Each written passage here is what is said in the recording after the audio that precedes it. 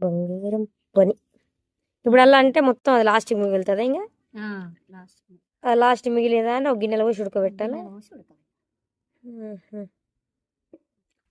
ఇప్పుడు అదంతా ఇంకా జల్లి పడితే రాళ్ళు అది వేరైపోద్దా? అంటే పైన రాళ్ళు పూసలు బోసలు అన్నీ వేరైపోతాయి.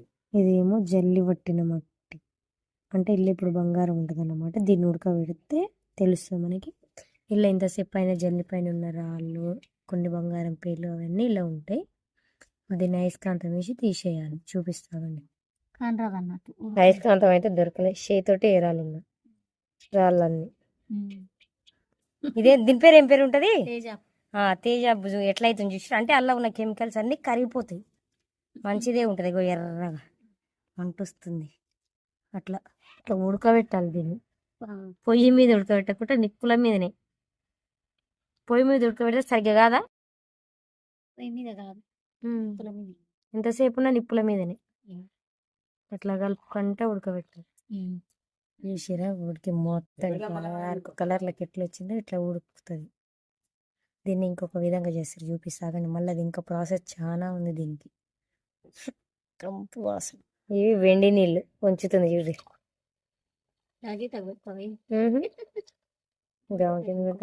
చెప్పాడు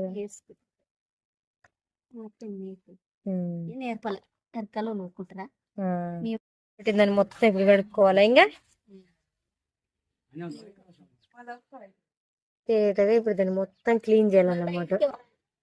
ఇట్లా నీట్గా గాలిచ్చుకోవాలి.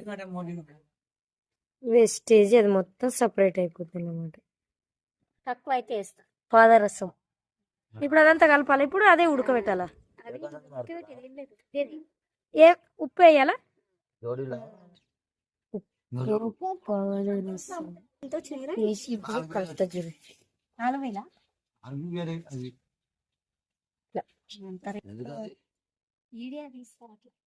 ఇది పాదరసం ఉప్పు కలిపితే ఇది ఇప్పుడు దీన్ని కాలుస్తే ఎర్రగా అవుతుంది బంగారం లాగా.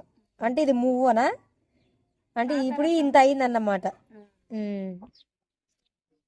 ఇళ్ళ పెట్టి దీన్ని ఇప్పుడు వేడి చేయాలి. అంటే ఆ కలర్ ఉన్నది మొత్తం ఎర్రగా మన బంగారం లాగా ఎర్రటి కలర్ వస్తుంది. ఇది దీని పేరు ఎలిగారమా?